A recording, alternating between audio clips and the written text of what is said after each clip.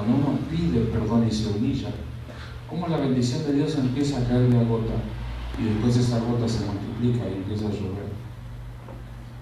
Porque el deseo de Dios es que la bendición de Dios se multiplique. Bendición en todos los sentidos. Que dejes de pagar, le dije a alguien, Dios quiere que dejes de pagar medicina para dormir y que duermas en paz sin necesidad de ninguna medicina. Que Dios traiga paz en tu corazón, sanidad en tu mente, sanidad en tu espíritu. Esta es una época, no sé si lo han notado, pero es una época donde mucha gente vive en aflicción, cristiana y no cristiana. Porque no se trata de tener el título de cristiano, se trata de ser un nacido de nuevo.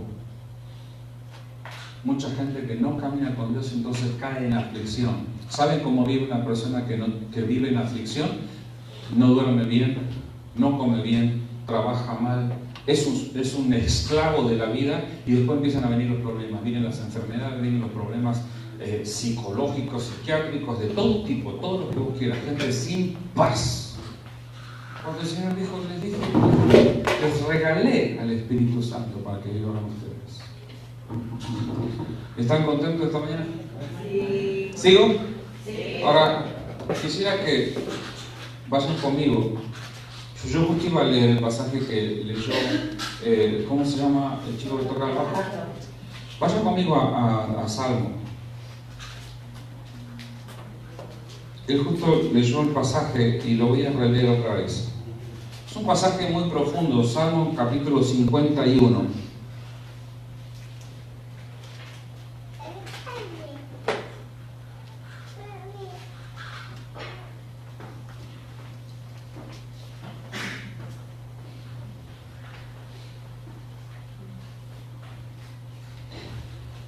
Este salmo es escrito ¿por quién? Por David. Cuando David es descubierto en su pecado y él se arrepiente, entonces en su clamor, ¿cómo es que él escribe este clamor? Se iba al lugar santísimo y ahí él, mientras que oraba en voz alta y cantaba, los escribas detrás del velo escribían y tomaban nota de todo lo que él declaraba.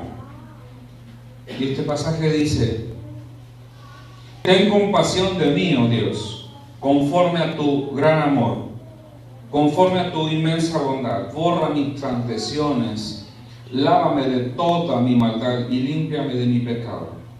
Yo reconozco mis transgresiones, siempre tengo presente mi pecado. Contra ti he pecado, solo contra ti, y he hecho lo que es malo ante tus ojos. Por eso, tu sentencia es justa y tu juicio irreprochable. Yo sé que soy malo de nacimiento, pecador me concibió mi madre. Y yo sé que tú amas la verdad en lo íntimo. En lo secreto me has enseñado sabiduría. Y este pasaje, en el versículo 7, dice: purifícame con hisopo y quedaré limpio. Lávame y quedaré más blanco que la nieve. Anúnciame gozo y alegría, infunde gozo en estos huesos que has quebrantado. Aparta tu rostro de mis pecados y borra toda mi maldad. Crea en mí, oh Dios, un corazón limpio y renueva la firmeza de mi espíritu. No me alejes de tu presencia, ni me quites tu Santo Espíritu. Devuélveme la alegría de tu salvación, que un espíritu obediente me sostenga. Versículo 13: así enseñaré a los transgresores tus caminos y los pecadores se volverán a ti. ¿Se da cuenta que ahí hay un cambio? Viene una oración de arrepentimiento, de reconocimiento profundo. Pero si David se quedaba ahí, ¿sabe? Si se queda en esa posición de siempre arrepentirse y siempre arrepentirse, nunca va a haber un crecimiento. Hay una diferencia entre el que peca y el que practica el pecado.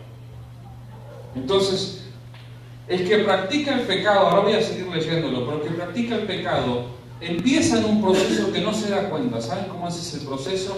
Es el proceso de la perversión. Es cuando tu mente practica una vez, luego lo practica otra vez y después dice: no, total, Dios me perdona. Todos los domingos le pido perdón en el culto, así que Dios me perdona. Entonces, como sabes que Dios te perdona, luego se vuelve a ejercitar y ya se vuelve uno. Entra en un proceso de cauterización, la Biblia lo llama cauterización de la mente. En Romanos capítulo 1 es donde Pablo expresa muy bien cómo es ese proceso. La persona cree que Dios lo está aprobando y no. Que Dios te perdone no significa que Dios lo apruebe, sino que Dios te perdona es que te abre el camino otra vez para volver. Pero si nos mantenemos ahí, si David se hubiera mantenido ahí, no hubiera crecido jamás.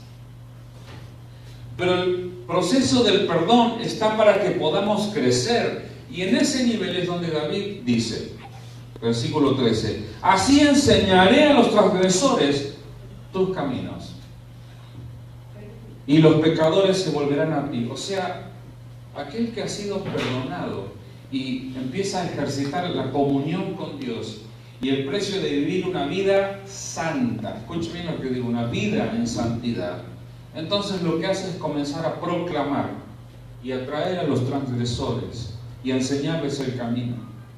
Porque si hay algo que ocurre cuando el pecado entra, es que la mente entra en un proceso de cauterización, es de hacerlo tantas veces que ya no sentís que estás pecando, sino que creemos que Dios nos aprueba. Por eso el versículo 14 dice, Dios mío, Dios de mi salvación, líbrame de derramar sangre y mi lengua alabará tu justicia. Abre, Señor, mis labios y mi boca proclamará tu alabanza. Tú no te deleitas en los sacrificios ni te complaces en los holocaustos, de lo contrario te los ofrecería. El sacrificio que te agrada es un espíritu quebrantado. Tú, oh Dios, no desprecias al corazón quebrantado y arrepentido. En tu buena voluntad haz que prospere Sión, levanta los muros de Jerusalén, entonces te agradarán los sacrificios de justicia, los holocaustos de todos los quemados, y sobre tu altar se ofrecerán becerros. ¿Sabes lo que empieza a hacer? Después de que pide perdón, después dice, Señor, yo voy a proclamar y llamar a los que están en pecado. Y después dice, Señor, que tu nombre sea exaltado. Ya su espíritu, su vida cambia.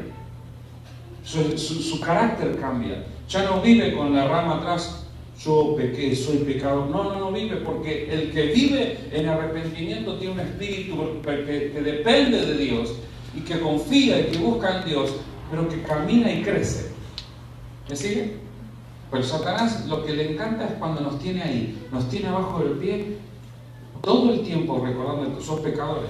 Sos pecador, sos pecador, sos pecador. Entonces te quedás siempre en ese nivel. Y la Biblia no me dice eso. La Biblia me dice que soy justificado por la sangre de Cristo. Y todo aquel que desarrolla la comunión con Dios, entonces es considerado a través de la sangre de Cristo un santo para Dios. Amén. Ahora, hablamos del sacrificio del perdón, uno de los sacrificios más difíciles. El perdonar, el recibir perdón. ¿Viste cuando fuiste tan lastimado que alguien te quiere pedir perdón? No, mira, ahora ya el tiempo ya pasó y te pones en duro, ¿viste? Es el sacrificio del perdón, del saber pedir perdón y del saber perdonar. El sacrificio de la comunión, recién hablamos del ir al monte, de subir y traer madera. El sacrificio de la comunión, del arrepentimiento.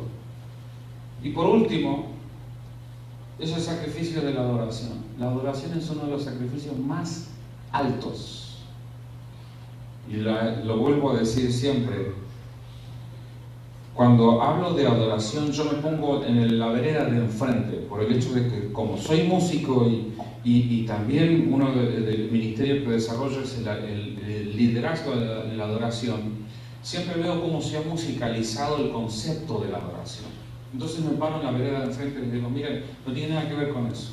La música está para inspirarnos a Dios y es hermoso cuando escuchamos que nos inspiran en el cántico, pero la adoración, si está el cántico y la música y todo lo demás, se necesita algo clave que es la comunión, la santidad, la obediencia. Si no hay obediencia, si no hay comunión, si no hay santidad, entonces no se llama adoración. Hay pasajes en Amós. Amós es uno de los libros más duros que existe y Dios le dice al pueblo de Israel, quiero que me quites esos cánticos, el ruido de tus instrumentos, no quiero escucharlos más, quiero escuchar que haya justicia entre ustedes. O sea, el llamado que hace es mayor.